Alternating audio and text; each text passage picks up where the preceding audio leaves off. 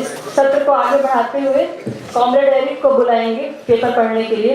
Comrade Eric जो कि अमेरिकी कम्युनिस्ट ग्रुप से जुड़े हैं और मार्क्सवादी अध्येता हैं, वो अपना पेपर पेश करेंगे।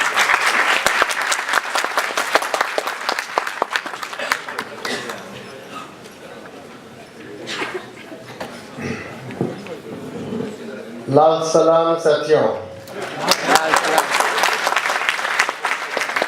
Unfortunately, that is the extent of my Hindi. These past few days have clarified certain points of convergence as well as points of divergence with my comrades in Mazdur Bigul.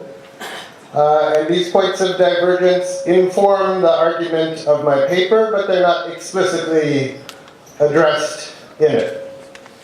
They include the relation between the national question and the land question. That is, for example, semi-coloniality and semi-feudalism. The nature of alliances that are made possible by specification of the imperialism oppressed nations as a principal contradiction. The political reality of semi-colonialism today. The question of whether the national question has been resolved.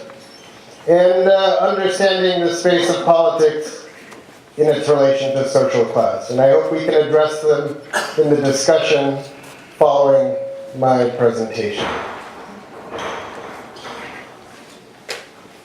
Okay. The world situation and the world revolution. The world revolution must be submitted to internal causes, historically determined according to diverse class situations.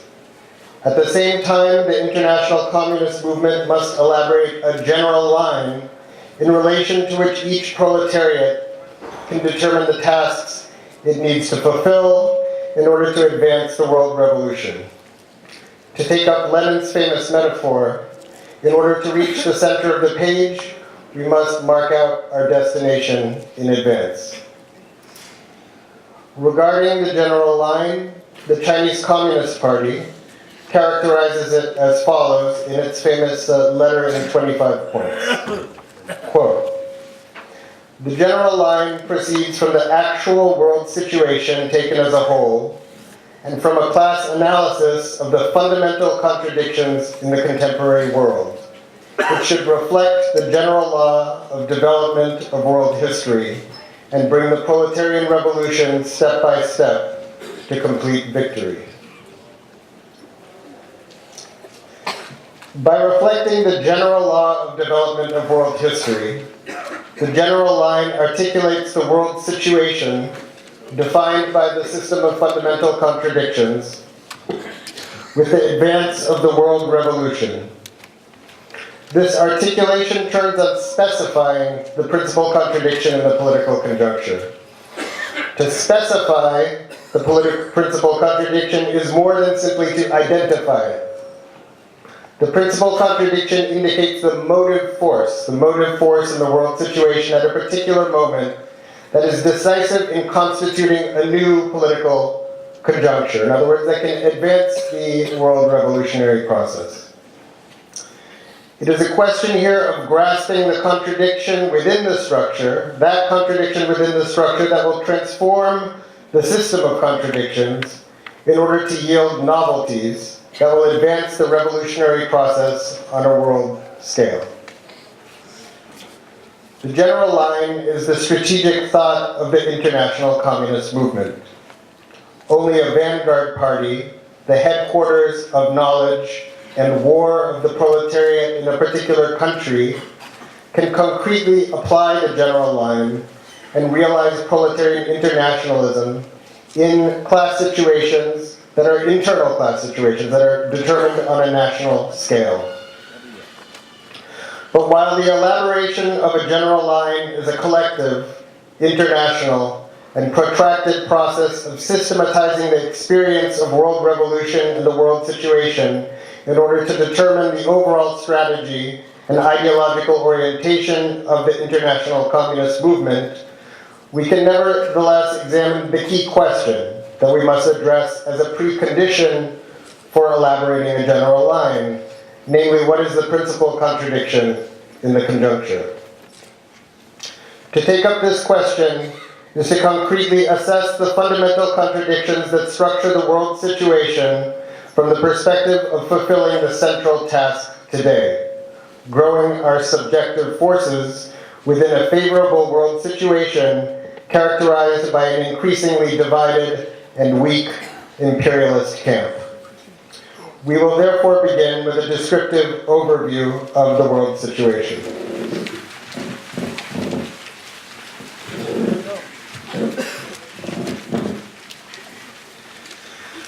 Overview of the world situation. Recent years have seen a withdrawal of imperialist states to their national borders in order to fortify themselves for the redivision of the world to come. The US capacity to maintain the imperialist camp as a unity of opposites, as a contradictory whole under its domination, is approaching its terminal phase. The imperialist camp is in its essence characterized by the collusion-rivalry dialectic, of which the principal aspect today is rivalry. Collusion permits the collective growth of the imperialist camp, while rivalry reflects the striving of each imperialist power to expand its own influence. From the death of modern revisionism as a living political project of the bourgeoisie in the late 1980s, up to the economic crash and Great Recession of 2007-2009, collusion was the principal aspect of this dialectic. The US maintained the imperialist camp under its domination. The principal aspect of the contradiction has only become rivalry once again, for the first time since the end of the protracted struggle for world hegemony between US imperialism and Soviet social imperialism, during the course of the long depression that followed the Great Recession.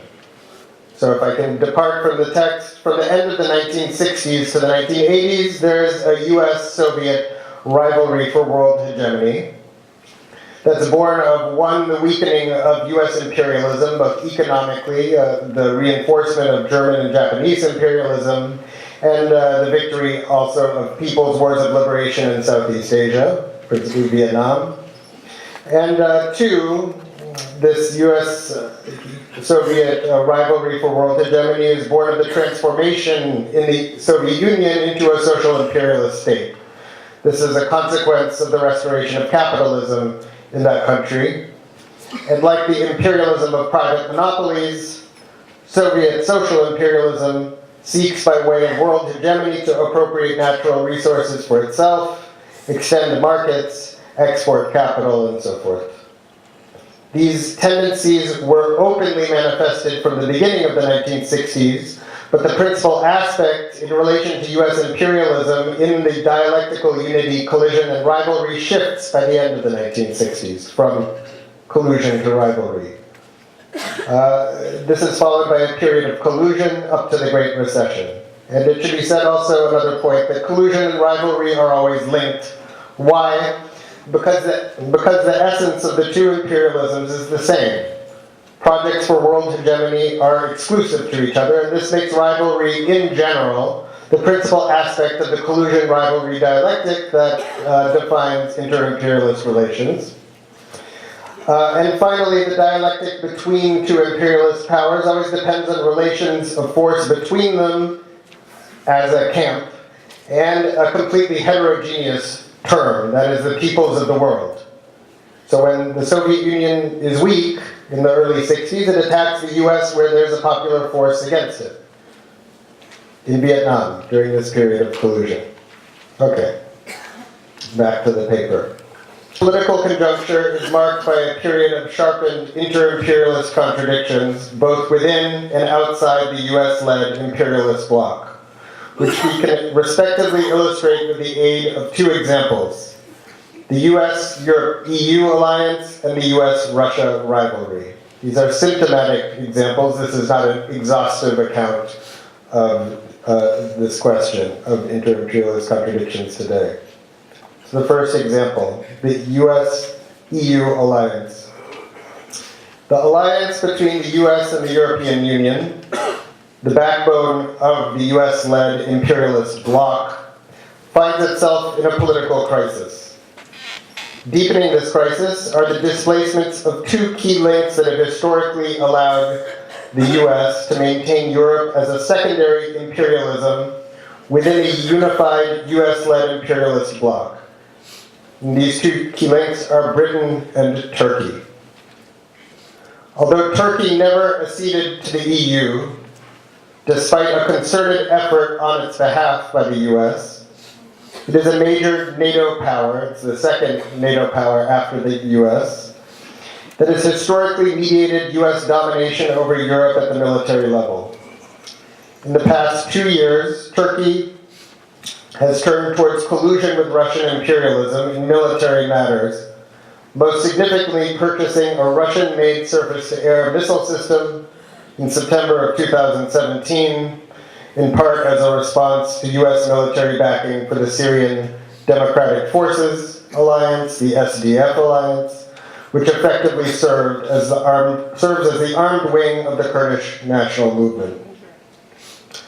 Together with the failed coup of July 2016, the massive purge of the bureaucracy and military in its aftermath, and the consolidation of executive power by Erdogan following the April 2017 constitutional referendum, the turn towards collusion with Russian imperialism reflects reduced US military leverage over the EU in NATO in the context of the political crisis of the US imperialist bloc in a dependent country.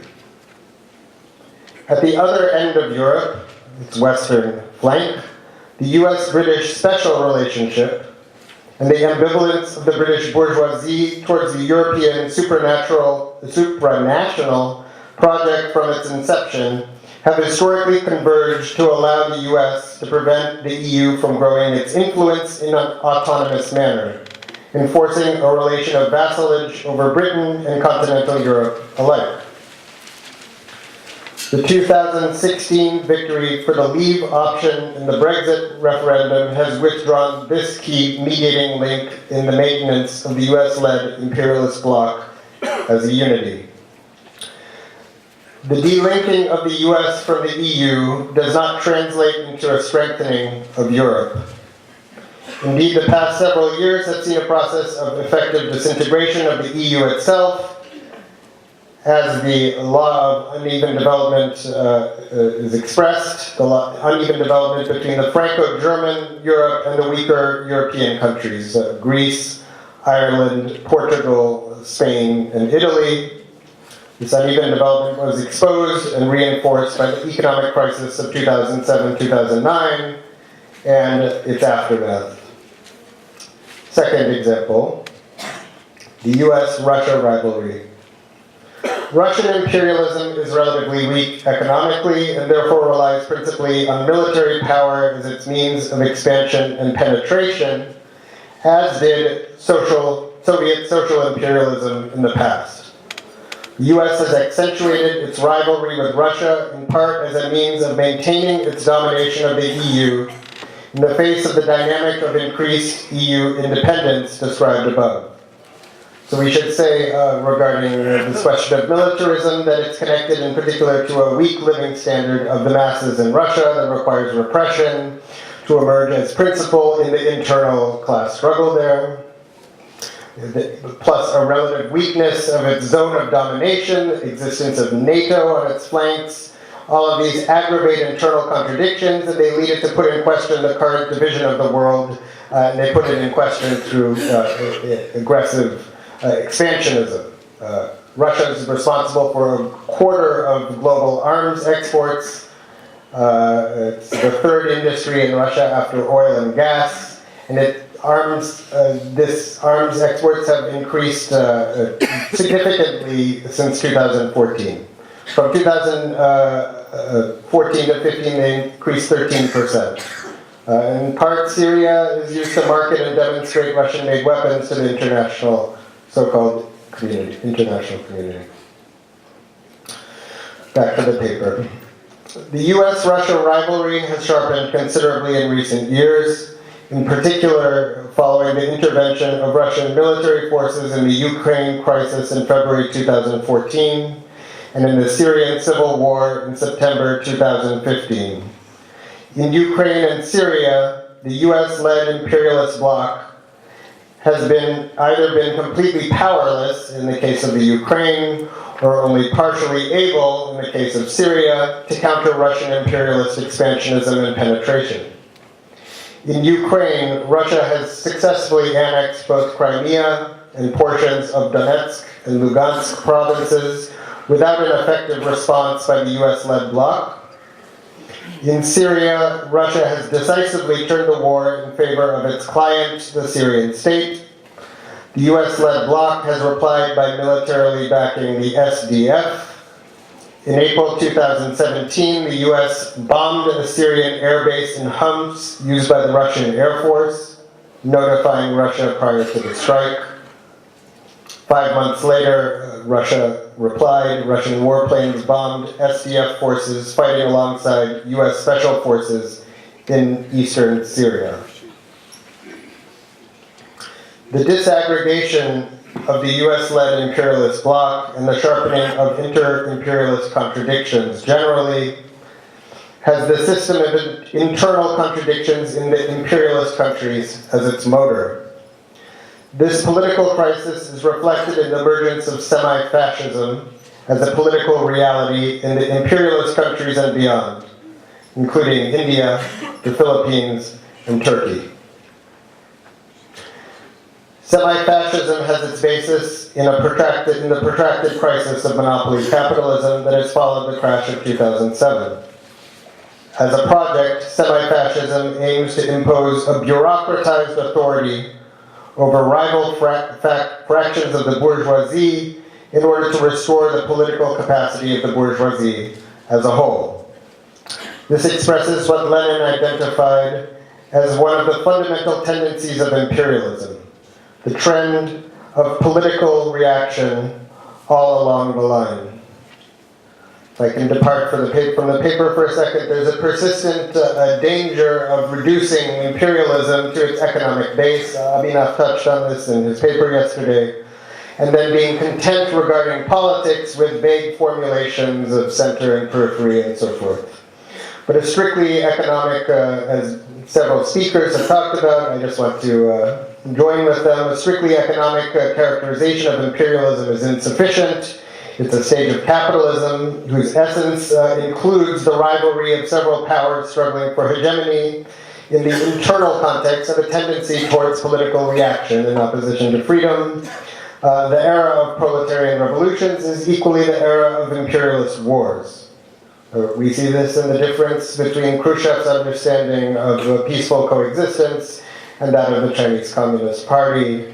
Khrushchev's version is a negotiated peaceful coexistence. The Chinese Communist Party saw it as something that the socialist camp could only impose on the imperialist camp through its own reinforcement, through supporting national liberation struggles, through pursuing the reinforcement of the dictatorship of the proletariat internally in China, and so forth. And as Abhinav pointed out yesterday, Lenin's text is focused on the economic essence of imperialism. This partial focus he underscores in his preface, the bit about Aesopian language. Okay. In most countries in which semi-fascists control the state apparatus, there has not been a complete suspension of the parliamentary framework with its elections, free press, and independent judiciary. Semi-fascism remains merely a project, a tendency towards an executive manner of resolving contradictions within the bourgeoisie, as opposed to a negotiated resolution in a parliamentary framework. Nevertheless, we find several factors in the world situation today that echo those that accompanied the rise of fascism in the 1930s. 1. The economic crisis of 2007-2009 and the insufficient devalorization, reorientation, and redistribution of capital that followed, which has led to a persistent overproduction of capital, that is, means of production and commodities capable of functioning as capital at the former rate of profit.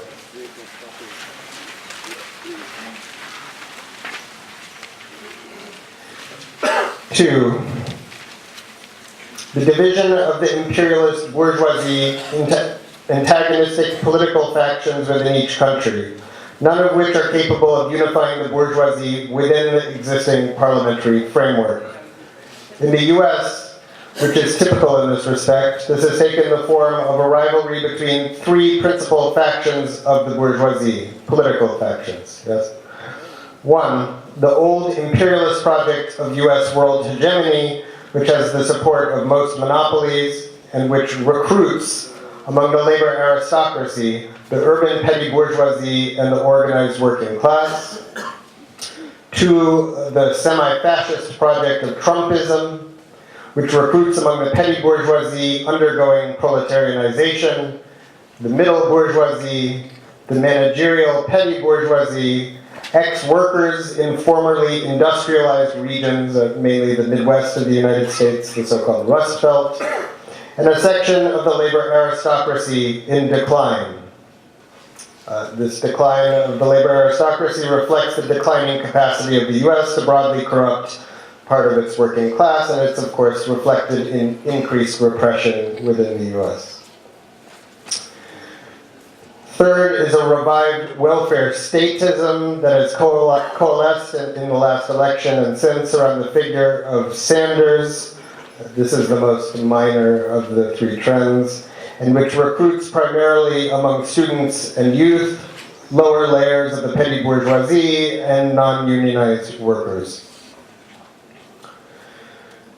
The third of these factors is a crisis of bourgeois ideology, with liberal humanism increasingly giving way to various identitarian ideologies in order to cement the mass bases of the rival bourgeois projects.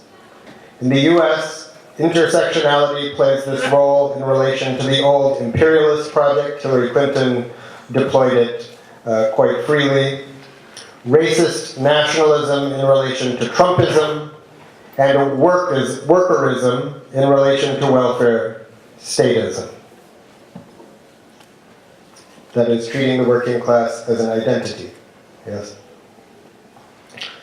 To these three factors, economic crisis, political fragmentation of the bourgeoisie, and the crisis of bourgeois ideology, we must add a fourth, namely the weakness of the revolutionary camp, itself due to the weakness of the proletariat as a class in the political sense. Indeed, the weakness of the imperialist camp is today exceeded by the weakness of the international communist movement. And yet the weakness of the imperialist camp is itself an indication that objective conditions are ripening for the reconstitution of the proletariat as a social force, as a class for itself, on a world scale. Those who doubt this would do well to recall Mao's letter criticizing Lin Biao's pessimistic right opportunism after the failure of the First Revolutionary War in 1927. Quote, "The subjective forces of the revolution have indeed been greatly weakened since the defeat of the Great Revolution. The remaining subjective forces are very small. And if one judges by form, this naturally makes the comrades, those comrades who have this way of looking at things, feel pessimistic. But if we judge by reality, it is quite another story. Here we can apply the old Chinese saying, a single spark can start a prairie fire. In other words, our forces, although small at present, will grow very rapidly. In the conditions prevailing in China, their growth is not only possible, but indeed inevitable. In order to be end of quote. In order to be proletarian revolutionaries of our time, we must take up the tasks posed to us at the current step in the world revolutionary process in order to grow our subjective forces. The steps of the revolution are fixed internally, that is in a national framework, but the steps only have a sense in relation to the project of the whole. that is, in relation to the revolutionary process, whose history is structured by the bourgeoisie-proletariat contradiction on a world scale. And here, a proletariat bourgeoisie contradiction, I mean class in the political sense, not social class. It's not the capital labor contradiction that defines the world revolution. Proletarian internationalism is therefore not simply a matter of solidarity or moral support, but is part of the essence of the proletarian class project. The world scale of the revolution is in turn objectively determined by the socialization of production, the growing social division of the productive forces, and their organization in the general cycle of capital. The socialization of production and the emergence of a world market determine the common interest of the proletariat, the practical basis of both the principle of internationalism and the organizational form of the international. Regarding the articulation of the national question with proletarian internationalism, Lenin writes in 1916, quote, "The way to the common goal, complete equality, the closest association and eventual amalgamation of all nations, obviously runs along different routes in each concrete case. As let us say the way to a point in the center of this page runs left from one edge and right from the opposite edge. In the internationalist education of the workers of oppressor countries, emphasis must necessarily be laid on their advocating freedom for the oppressed countries to secede and their fighting for it. Without this, there is no internationalism. On the other hand, a social democrat from a small nation must emphasize in his agitation the second word of our general formula, voluntary integration of nations. People who have not gone into the question thoroughly think that it is contradictory for the social democrats of oppressor nations to insist on the freedom to secede, while social democrats of oppressed nations insist on the freedom to integrate. However, a little reflection will show that there is not, and cannot be, any other road to internationalism and the amalgamation of nations, any other road from the given situation to this goal." This is from the discussion on self-determination summed up, one of his writings in 1916. In order to specify the principal contradiction in the world situation, we must analyze the world situation according to the principle of internationalism. The first step in this analysis is to periodize the world situation in light of the history of capitalism and the international communist movement. In Lenin's words, in order to ascertain exactly as possible what distinguishes this epoch from those preceding it and what the present situation is. 2. Periodization of the political conjuncture. 5 historical facts are sufficient to carry out this periodization. I mean, sufficient to carry out a very rough periodization. 1, we are in the imperialist stage of capitalism. 2, we are in the era of world proletarian revolutions and imperialist wars. 3, we are in the era of the last great proletarian revolution, the Cultural Revolution in China. 4, we are no longer in the era of the October cycle, which began in 1917 and ended in 1976. 5, we are no longer in the era of modern revisionism, social imperialism, and social fascism, which began in 1956 and declined sharply after 1989.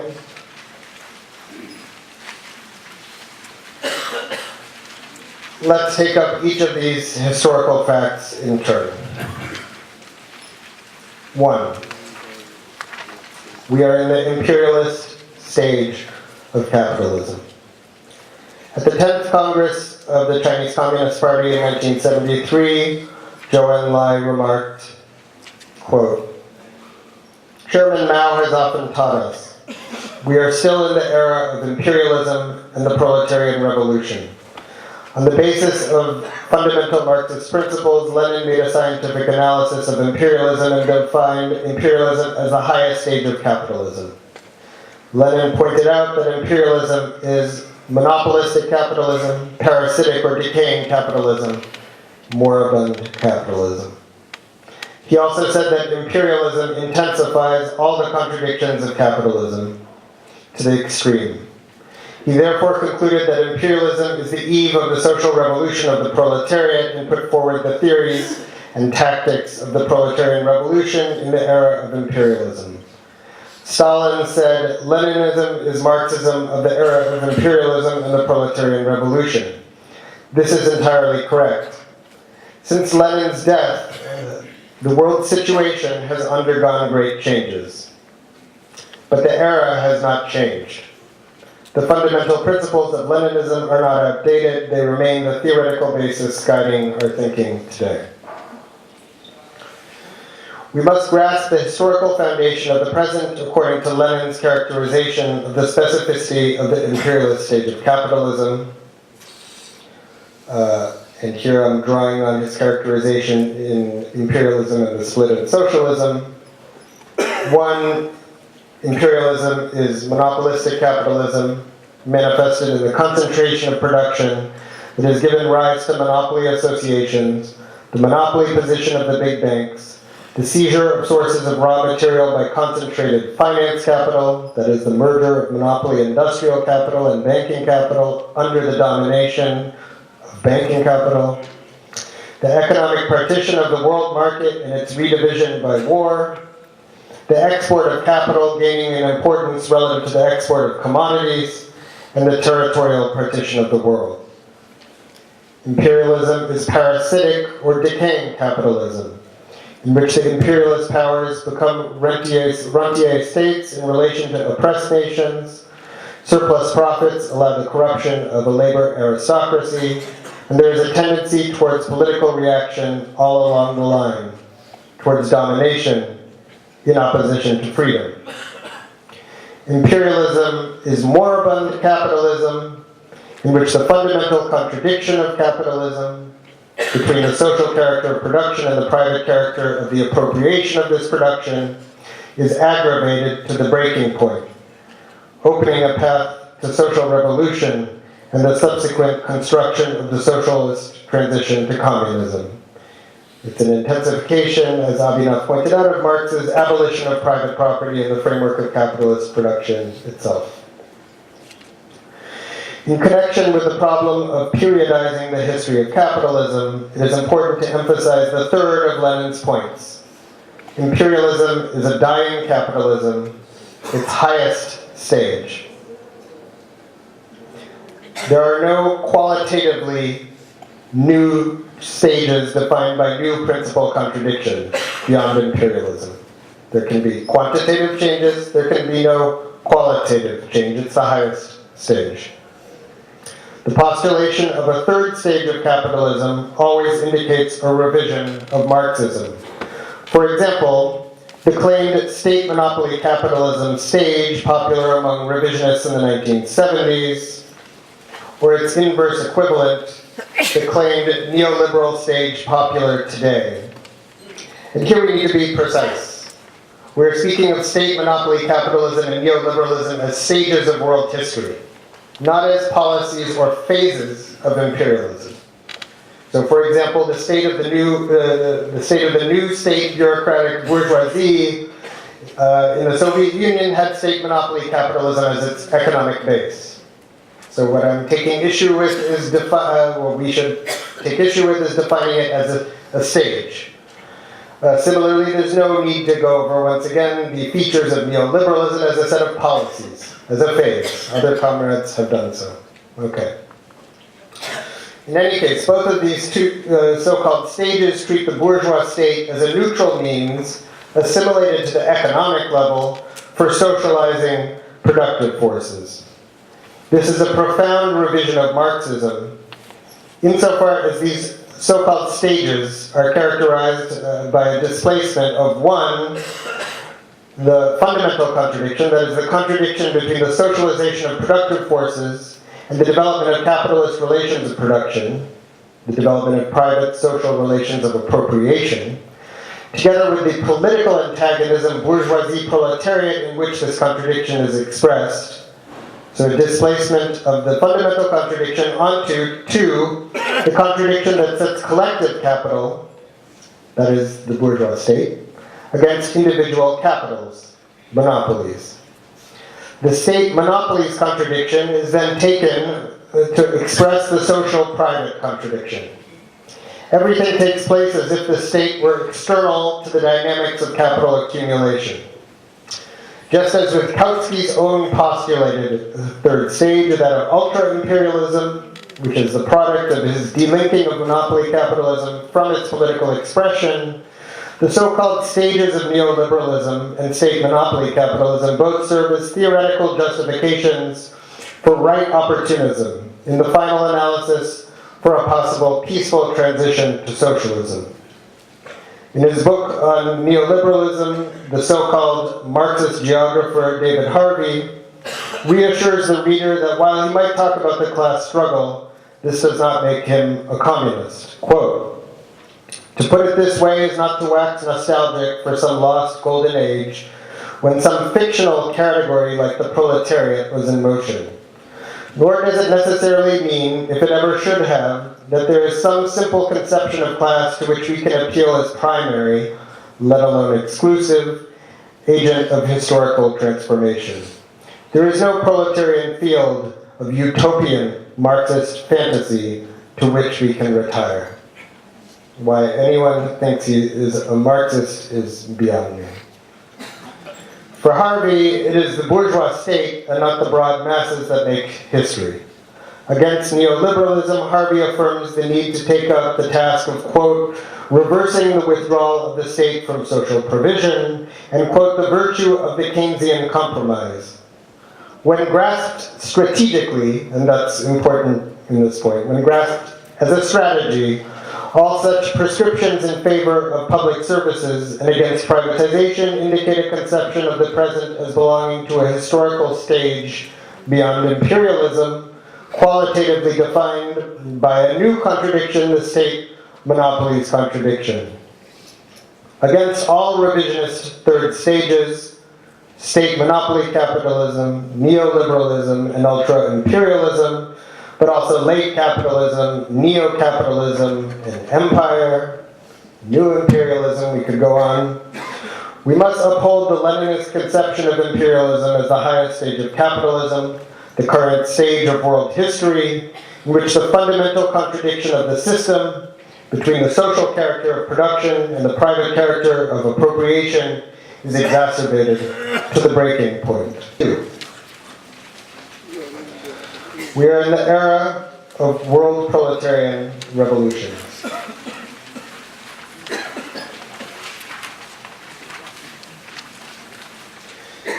During the emergence and consolidation of imperialism from 1871 to 1917, the proletariat constituted itself as a class in the political sense, bearing a project of society and the state. The positive summation of the Paris Commune of 1871, the theory of the smashing of the state apparatus, the dictatorship of the proletariat, found its point of application and transformation in the social revolution of October 1917, in which the bourgeois-proletariat contradiction was resolved in favor of the proletariat, and a new era, not of world history, in the sense of a structural stage, such as imperialism, but of the revolutionary process, was inaugurated. There was no objective break, such as a new stage of capitalism at that point. There was a break in the revolutionary process, yes? In Lenin's words, quote, "We have a right to be and are proud that to us has fallen the good fortune to begin the building of a Soviet state, and thereby to usher in a new era in world history, the era of the rule of a new class. A class which is oppressed in every capitalist country, but which everywhere is marching forward towards a new life, towards victory over the bourgeoisie, towards the dictatorship of the proletariat, towards the emancipation of mankind from the yoke of capital and from imperialist wars.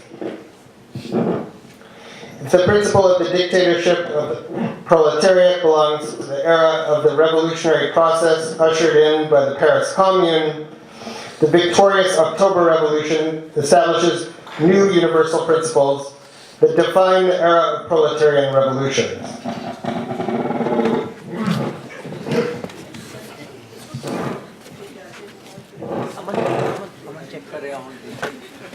Okay. Good. I think. Okay. I'll start that sentence again. The principle of the dictatorship of the proletariat belongs to the era of the revolutionary process ushered in by the Paris Commune.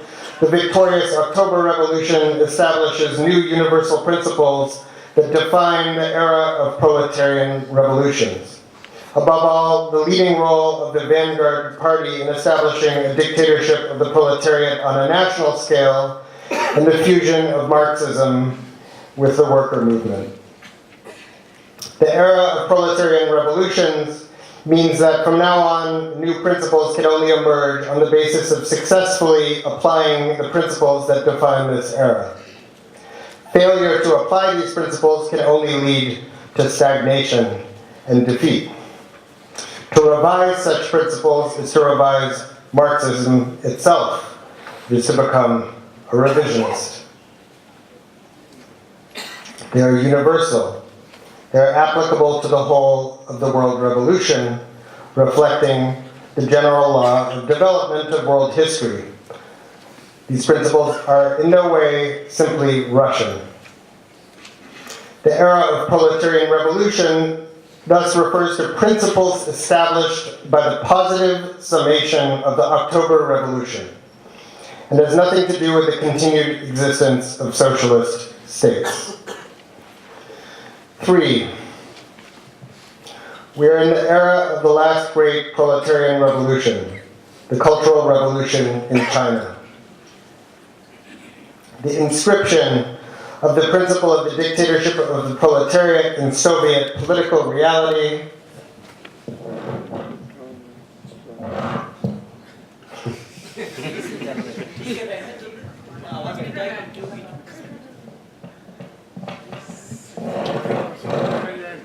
खराब हो गया मैं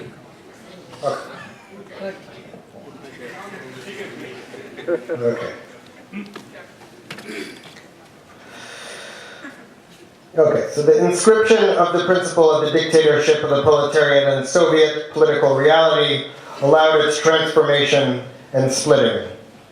On this basis, a new principle is born, that of the continuation of the class struggle under the dictatorship of the proletariat.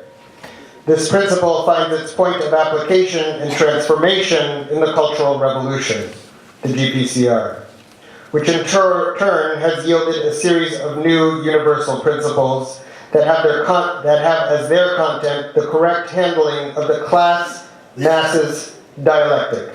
The dialectic between those who lead the revolutionary process, that is the proletariat organized in its party as a political class, oriented towards the state, the revolution in the strict sense, and those who make history, the broad masses, those who increasingly manage their own affairs as the revolution is pursued and deepened in the transition to communism, that is a class without a society without classes or a state whose basis is the transformation of relations of production into relations of reciprocal collaboration and mutual aid.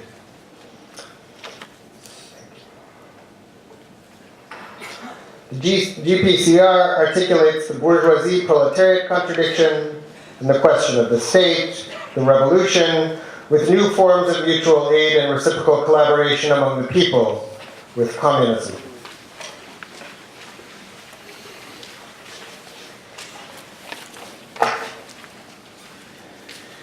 The essential universal principle that we must draw from a positive summation of the GPCR is that the revolution must involve the masses at every step, without exception. the restoration of capitalism in the Soviet Union demonstrated that the establishment of the dictatorship of the proletariat is only one moment in a protracted political class struggle that will persist until the elimination of classes in the state, until full communism. This class struggle is not simply oriented towards the question of the state, but has as its stakes the contradictions that traverse society, between men and women, between town and country, between manual and intellectual labor, between nationalities, and so forth. Starting from the GPCR, mass criticism of the party, or proletarian political organization, and mass control of the state become universal principles, necessary for all correct elaboration of political line for the party and policy for the state. Concretely, the passage to communism must henceforth be grasped in terms of a complex dialectic between the party, the state, mass organizations, and the broad masses. The revisionist characterization of the GPCR as an event that aimed to transform the ideological superstructure in order to align it with the economy and the state thus fails to grasp its essential content. And here, for example, I refer to a piece by, unsigned piece by Louis Althusser, revisionist, leading member of the revisionist French Communist Party, titled On the Cultural Revolution. Indeed, the GPCR affirms the primacy of politics over economism and ideologism alike. During the GPCR, the bourgeoisie entrenched in the party and state was constituted as a political class. It was not the bourgeoisie of monopolists directly extorting surplus value from the working class, but the bourgeoisie defined politically in its antagonistic relation to the proletarian revolution, that force which, in the state, which prevented its progress.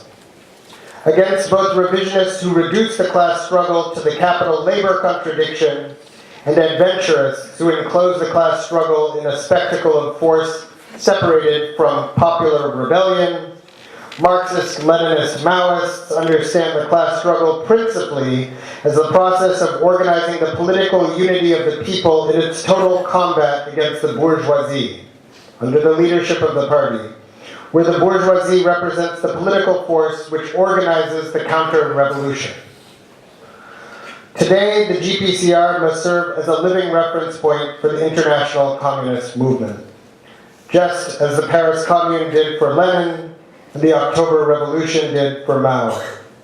We must continuously sum up our experiences in light of its universal principles, and we must practice its lessons, both positive and negative, as we pursue the political class struggle. We are thus not simply in the era of proletarian revolutions, we are equally in the era of the great proletarian cultural revolution. 4. We are no longer in the era of socialist states that began in 1917 and ended in 1976. That we are in the era of proletarian revolutions mean that only successful proletarian revolutions can produce new principles that enrich the world revolutionary process. That we are in the era of the GPCR means that if we restrict ourselves to the bourgeoisie-proletariat contradiction in relation to the question of the state, if we forget that it is the masses that make history, and that all the contradictions that traverse society must be resolved during the transition to communism, that we will accumulate only weaknesses and defeats. However, while an era of the world revolutionary process does not depend on the continued existence of the revolutionary experiences that gave rise to the principles that define it, experiences that fall short of those principles are idle, sterile, incapable of articulating the old with the new.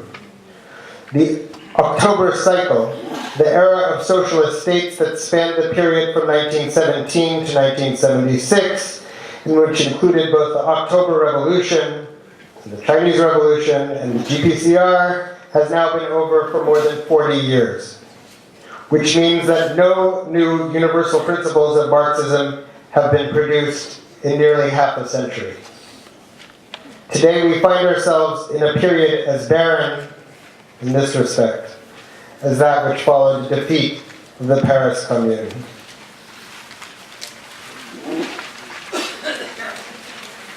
And yet the passage from the existence to the non-existence of socialist states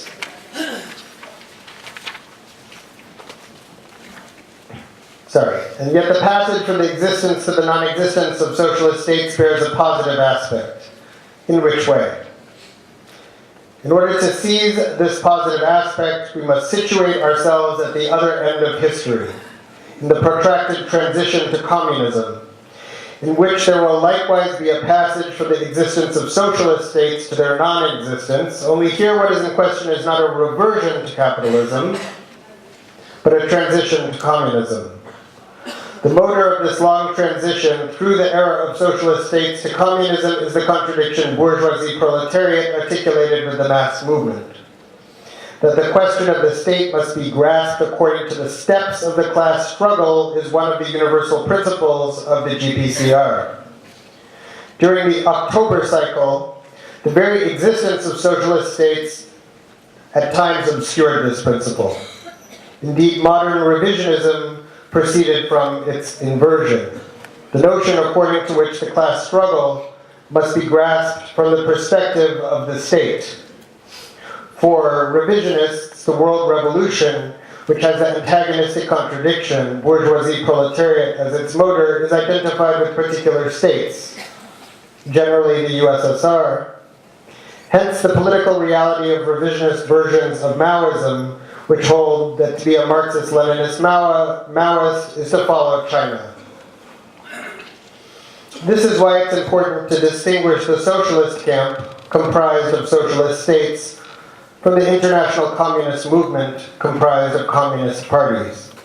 The Chinese state belonged to the socialist camp, the Chinese Communist Party to the international communist movement. Socialist states must maintain complex relations with capitalist states, with other socialist states, and with peoples.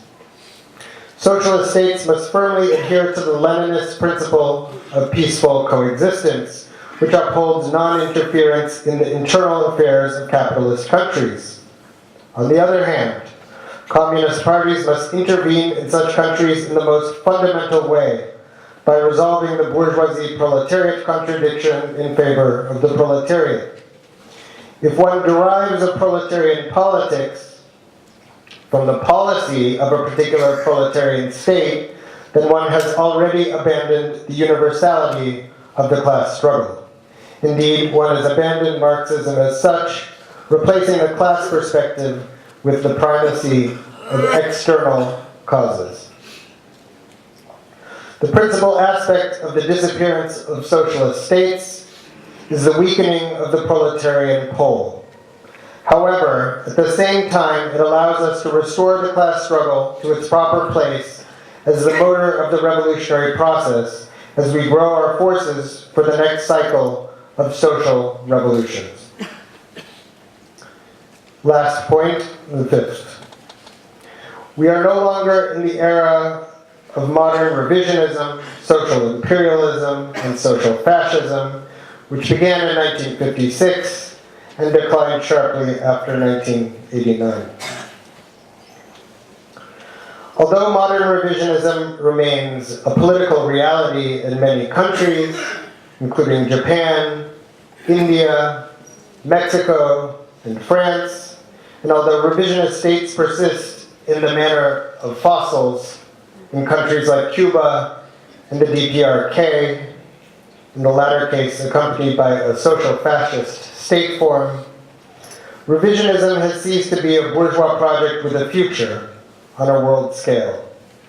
Indeed, the principal bourgeois rival to the still dominant liberal current made possible by the economic crisis is not revisionism, but the semi-fascist project of Trump, Le Pen, Putin, etc. While the semi-fascist current organizes its project around ascending social forces, rising social forces, proceeding from the aspirations of the masses in a situation of political and economic crisis, revisionism continues its long decline into irrelevancy. Crucial to this periodization is our characterization of China as imperialist, thus not social imperialist, its decorative and intermittent Marxist rhetoric playing only a marginal role in cementing its mass base internally, fooling only the most credulous of external observers.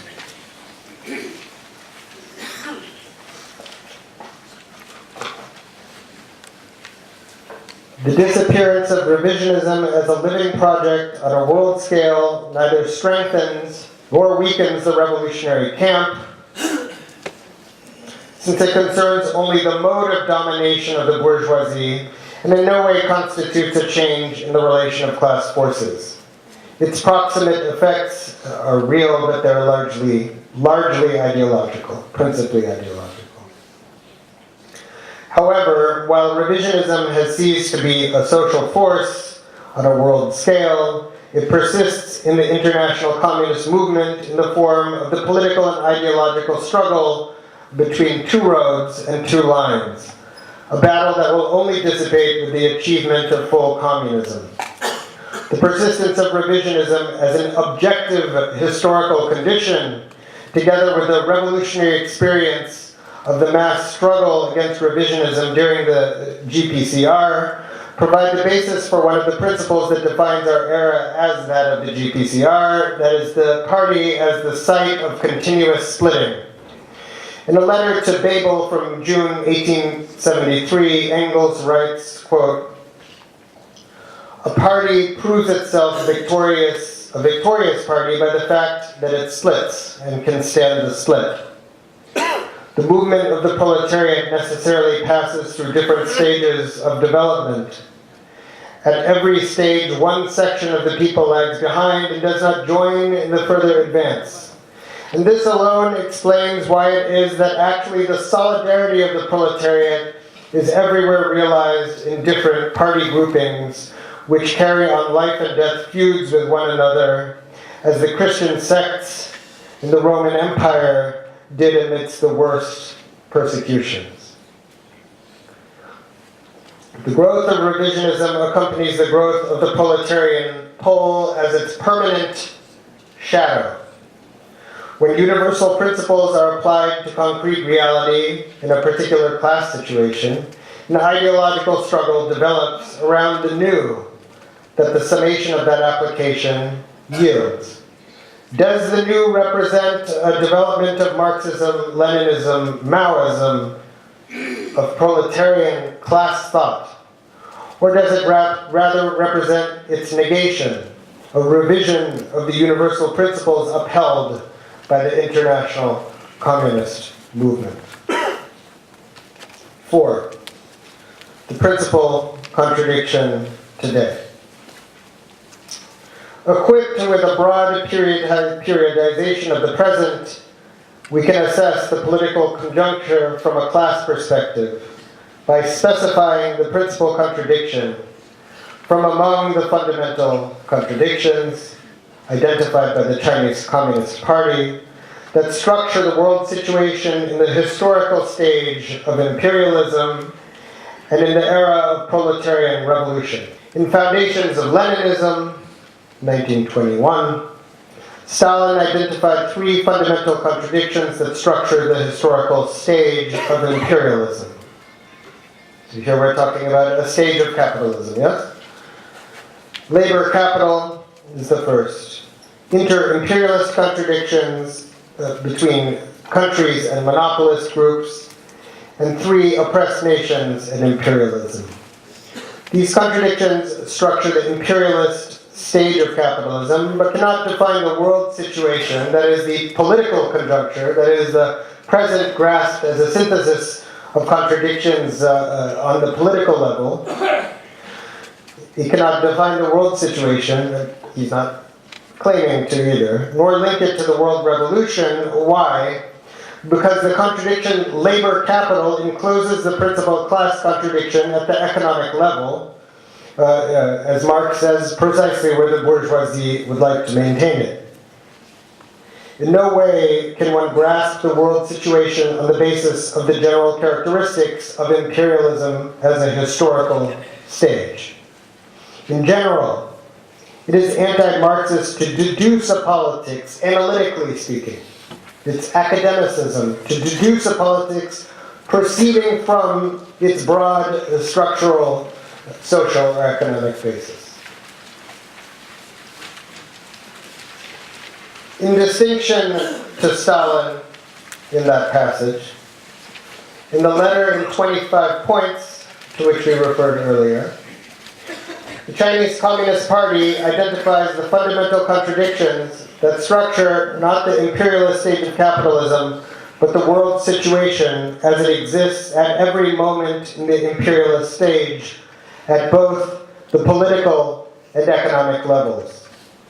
Quote, in defining the general line of the international communist movement, the starting point is a concrete class analysis of world politics and economics as a whole, and of actual world conditions. That is to say, of the fundamental contradictions in the contemporary world.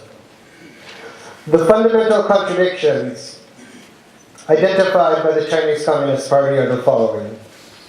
1. Socialist camp, imperialist camp. 2. Inter-imperialist contradictions between countries and monopolist groups. 3. Proletariat bourgeoisie in the capitalist countries.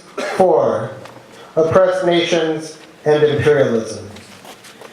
In relation to Stalin's contradictions, there is, on the one hand, the addition of new contradiction between the socialist camp and the imperialist camp, reflecting the dramatic increase in the number of socialist countries following World War II, and on the other hand, the replacement of the capital-labor contradiction by the bourgeoisie-proletariat contradiction, which frames the class struggle in the sense that Marx and Engels had already given to it in the manifesto. Every class struggle is a political struggle. And this is replaced because they're trying to define the general line.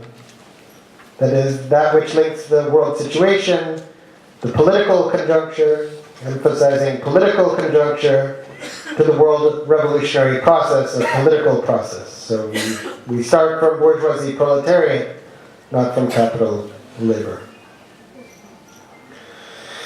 The world revolutionary process is thus embedded in the world situation defined by the fundamental contradictions, since the world revolutionary process develops according to the political class struggle between the bourgeoisie and the proletariat. The principal contradiction is the contradiction within the world situation, internal to the world situation, that at a given moment facilitates the resolution of one of its elements, the bourgeoisie-proletariat contradiction, in favor of the proletariat. So it's that element within the structure of the world situation that facilitates the resolution of another element of the structure, the bourgeoisie-proletariat contradiction. So the principal contradiction, in other words, is a motor. It's the motor internal to the world situation that is decisive in constituting a new world situation that advances the resolution of the world revolutionary process. We can group the four fundamental contradictions as follows. Those that are static with respect to the world situation, inter-imperialist contradictions, and the contradiction between the socialist camp and the imperialist camp. These are static, these two contradictions. Inter-imperialist and socialist camp, imperialist camp. Those that are motive with respect to the world situation, the oppressed nations imperialism contradiction and the bourgeoisie proletariat contradiction itself. These two headings will guide us in determining the principal contradiction. The contradiction, socialist camp, imperialist camp. Socialist states must practice a policy of peaceful coexistence with all of the capitalist countries, including the imperialist countries. As the Chinese Communist Party argues,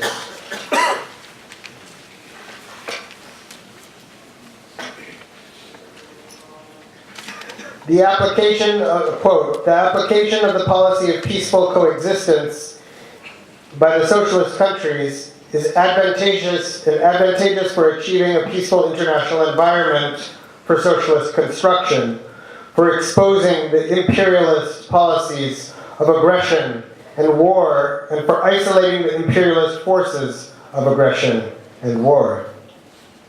Peaceful coexistence means that there must be no direct interference in the internal affairs of other countries. Socialist countries cannot destroy imperialism itself directly through acts of aggression, and therefore they cannot be motive with respect to transformations in the world situation. This was part of the Chinese Communist Party's, part of their critique of Khrushchev, who held that this was the principal contradiction. And it was a criticism of Stalin, who also held that. The socialist camp, consisting of socialist states, can grow itself by resolving internal contradictions, by pursuing the dictatorship of the proletariat and the passage to a society without classes or a state, but it cannot directly modify the global relation of forces. We must always hold to the principle of the GPCR. When politics is sutured to existing states, there is always an abandonment of the primacy of the class struggle. States cannot extinguish themselves,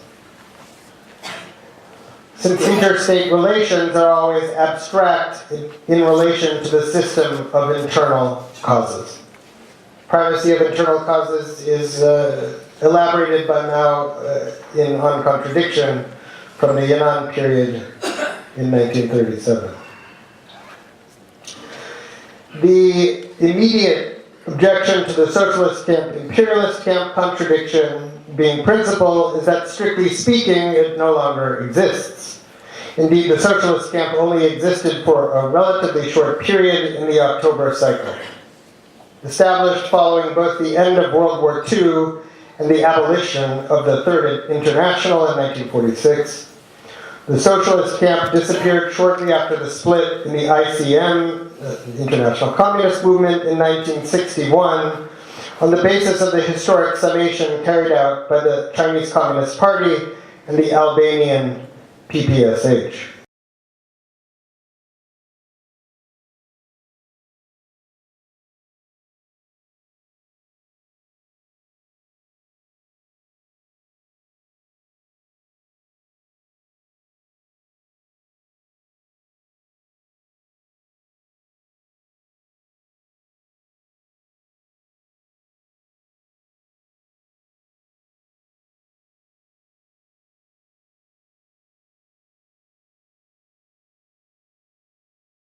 Two, second fundamental contradiction.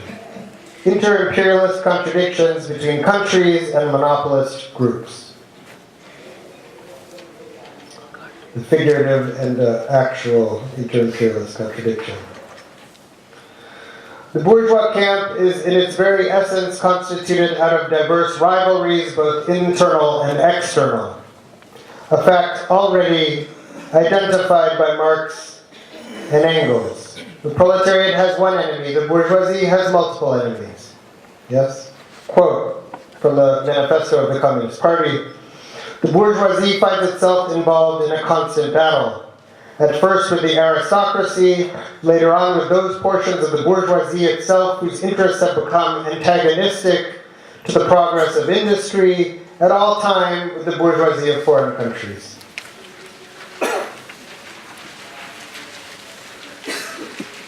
The rivalries between factions of the bourgeoisie only intensify in the imperialist stage of capitalism. The revisionist position, beginning with Kautsky and systematized by the modern revisionism of the post-1956 Soviet Union, is that the unity of the imperialist camp is an established fact, and so unity must be organized in defense of those states that fall outside that camp. In the current political conjuncture, revisionist parties and neo-revisionist sects alike postulate a unified US imperialist camp without contradictions, composed of the US, Europe, and Japan, outside of which there are no, supposedly, imperialist powers. In this way, these revisionists continue to uphold the socialist camp, imperialist camp contradiction as principle, although the reality of the contradiction that they designate is that of inter-imperialist contradictions. Because Russia, China, these are imperialist countries. This revisionist position converges with the semi-fascist current, as the example of Samir Amin makes clear. In recent writings on imperialism, Amin elaborates his own third stage, that of the, quote, collective imperialism of the, quote, Triad, that is the US, Europe, and Japan, a version of Kautsky's ultra-imperialism. The postulation of a unique and unified imperialism leads him to support the Eurasianist project of the Russian far right, which includes open fascists like Alexander Dugin. Another important quote from Samir Amin, two quotes from different texts, one in each of these paragraphs. First quote, another important consequence of this qualitative transformation of contemporary capitalism is the emergence of the collective imperialism of the Triad, which takes the place of the historical national imperialisms of the United States, Great Britain, Japan, and Germany, France, and a few others. Collective imperialism finds its raison d'etre in the awareness by the bourgeoisies and the Triad nations of the necessity for the joint management of the world. Second quote. Therefore, the policy of Russia, as developed by the administration of Putin, to resist the project of colonization of Ukraine and of other countries of the former Soviet Union in Transcaucasia and Central Asia, must be supported. The Baltic states' experience should not be repeated. The target of constructing a Eurasian community, independent from the Triad and its subordinate European partners, is also to be supported. Open rejection of Lenin's understanding of imperialism at the political level. In fact, as we outlined in the descriptive overview with which we began, the world situation today is characterized by a sharpening of inter-imperialist contradictions, internal and external, managed by one, economic competition between monopolist groups, for example, the redivision of Africa, currently underway by US and Chinese imperialist interests at the expense of the peoples of Africa, but also at the expense of historically dominant European imperialist interests. Two, inter-imperialist wars that redivide the vast intermediate zones in Asia, Africa, Eastern Europe, and Latin America at the cost of tens of thousands of lives. The unity of the imperialist camp is fragile, torn by contradictions that reflect both the political and economic crisis within the imperialist countries and the increasing strength of new imperialisms, in particular China, the strongest imperialist rival of US imperialism. Given the dynamics of the world situation, it may seem natural to specify the inter-imperialist contradiction as the principal contradiction among the fundamental contradictions that structure the world situation. The Movimiento por la Reconstitución, MR in Spain, they're an ML group in Spain, for example, draws precisely this conclusion.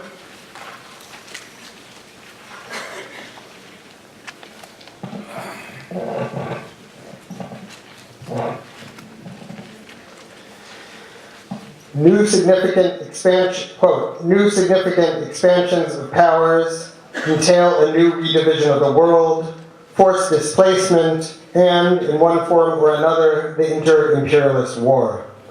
Such is today the principal contradiction and the principal tendency of global politics, which the different imperialist powers and their maneuvers of position face in order to address, in the best conditions, the eventuality of another definitive upsurge, at least if the human species is not extinguished en route until the next redivision. So they identify the inter-imperialist contradiction as the principal contradiction and principal tendency. However, to hold today that the principal contradiction is that between imperialist powers is to abandon the class perspective, the standpoint of the revolutionary process. The perspective of the revolution, yes? Like the contradiction between the socialist camp and the imperialist camp, inter-imperialist contradictions cannot be active from the perspective of the world revolution because their resolution involves the economic and political redivision of the world, which can in no way advance the world revolutionary process. The resolution of imperialist contradictions is a violent permutation entirely indifferent to the interests of those who make history, the broad masses. What about the argument by the MR, the Movimiento por la Reconstitución, that the inter-imperialist contradictions constitute not only the principal contradiction, but also the principal tendency of global politics?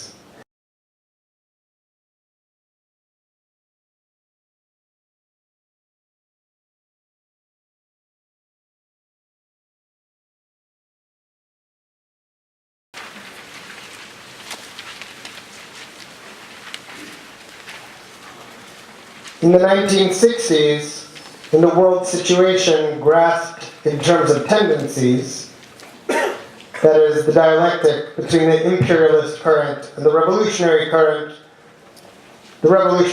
was principal.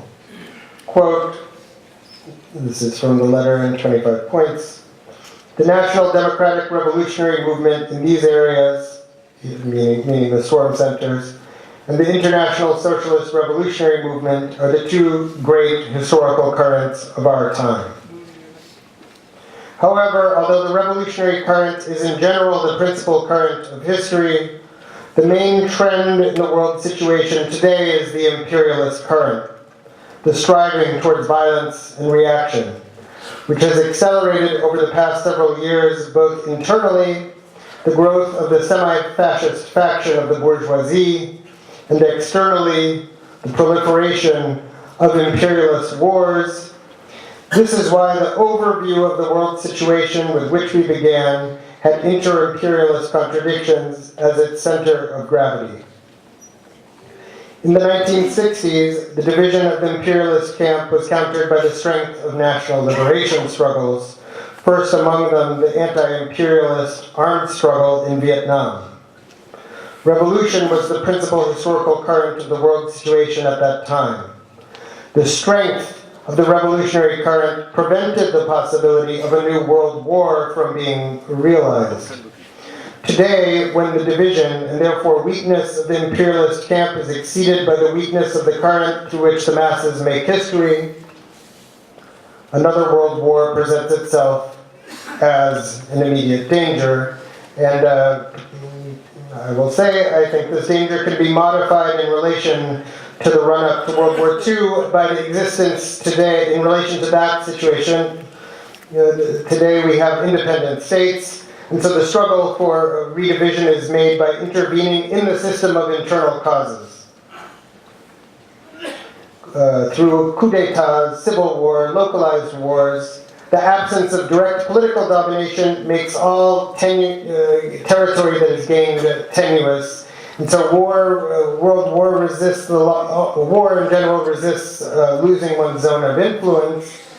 And this contributes to a lessening of contradictions. But again, principally, this danger can only be averted by those forces opposed to war, those who oppose the imperialist powers, the proletariats and peoples of the world engaged in revolutionary struggle, that depends on forces limiting their pretensions.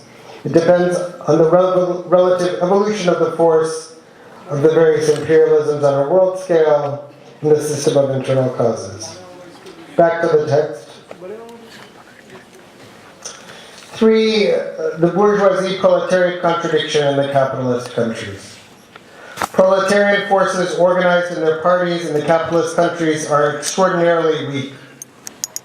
The current step in the world revolutionary process is to fulfill the task of growing our subjective political forces in order to inaugurate a new cycle of proletarian revolution. The fact that this is the central task already indicates that it cannot be the principal contradiction in the world situation that advances the world revolutionary process. To specify the bourgeoisie proletariat contradiction as the principal contradiction in the world situation is to take the world situation for a revolutionary world situation in the very broadest sense. A world revolutionary phase.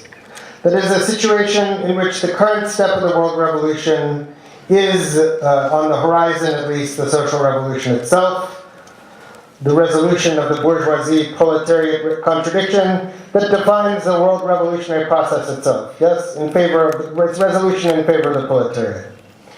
To take such a position today would amount to left dogmatism, which proceeds from a failure to relate the world revolutionary process to its motive force, imminent to the world situation, that is, to that contradiction which allows it to advance in the line of proletarian dictatorship. To specify the bourgeoisie proletariat contradiction as motive from the perspective of the world revolution is to reason in abstraction from the development of contradictory social forces. It is to substitute abstract principles for a mass line. For Marxists, the real movement and not principles must always be the point of departure for any concrete analysis. In every capitalist society today, imperialist or not, the central step in carrying out the task of growing our subjective forces is that of the autonomy of proletarian politics. This autonomy has all but been eliminated today, and it can only be reestablished by carefully articulating mass rebellions with the organization of a political vanguard. Any attempt to bypass this dialectic is bound to end up in the dead end of terrorism of the Guevarist type, which ultimately engages in abstract symbolic violence as a reserve for negotiation, thus reducing or even eliminating the autonomy of proletarian forces and inserting them in a sharp reversal into a parliamentary or syndicalist framework. Left dogmatism thus ends up reinforcing the process whereby demands thrown up by the mass movement are socialized, that is, given a response by the bourgeois parliamentary state in terms of social reforms with the aim of blocking the political development of the class struggle. 4, and I can elaborate in the discussion on this last section, because there's a lot that's not said here. 4, the contradiction, oppressed nations, imperialism. The imperialism, oppressed nations contradiction is the principal contradiction in the world situation today in relation to the current step of the world revolution, which demands we grow our subjective forces by constructing an autonomous organization and program.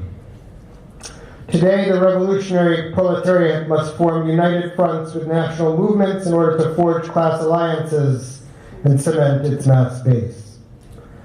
The national question is transformed in the era of imperialism and proletarian revolutions. It is no longer identified with the bourgeois democratic revolution against feudalism. In 1925, in the text The National Question, once again, Stalin writes, quote, "It would be ridiculous not to see that since the international situation has radically changed, that the war on the one hand and the October Revolution in Russia on the other transformed the national question from part of the bourgeois democratic revolution to part of the proletarian socialist revolution." As far back as October 1916, in his article, The Discussion on Self-Determination Summed Up, Lenin said that the main point of the national question, the right to self-determination, had ceased to be part of the general democratic movement, but it had already become a component part of the general proletarian socialist revolution. If Marx divided nations according to their class character, opposing the national movement of both the South Slavs and the Czechs as movements of, quote, reactionary nations in the service of Tsarism, the era of proletarian revolution divides nations according to relations, political relations, relations of domination and subordination they maintain with each other, regardless of their internal class structure. Fundamentally, what matters in the era of proletarian revolution is that the contradiction with the hegemonic imperialist states, even if certain oppressed nations are internally reactionary. And this is because there is a convergence of the fundamental contradictions in the oppressed nations that allow the proletariat to constitute broad, and I should add not just broad but weighty, term used by Stalin in the same essay, broad and weighty united fronts under its leadership against the imperialist camp.